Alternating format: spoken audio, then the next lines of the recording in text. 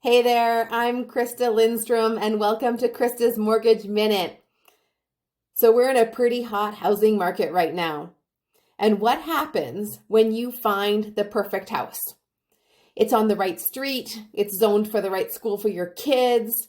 It is absolutely perfect, except you hate the kitchen. Crap.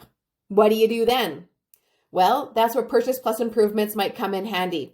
So I'm going to go through the pros and the cons of a Purchase Plus improvements mortgage and share with you why it might be a viable tool for you. If you find the perfect house, it just needs some improvement.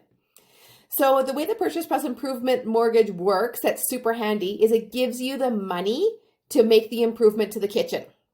So what you do is when you are making an offer on the house, you actually get a contractor to come in and give you a quote to replace the kitchen. So let's say that's an extra $50,000 to replace the kitchen. So when we submit the file to the lender for approval, we not only send your offer to purchase in your MLS, but we also send your quote for your kitchen. And the lender reviews it all at the same time. They send out an appraiser to do a as complete appraisal to confirm that the value is there once the kitchen is complete. And then they fund the mortgage with the extra money for the kitchen. Now, this is where it gets tricky.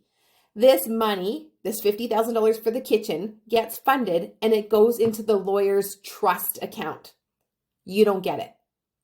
That's where it gets tricky. So what happens is you get the improvements done, you get the kitchen renovated, and typically within 60 days, they want you to be finished the renovation.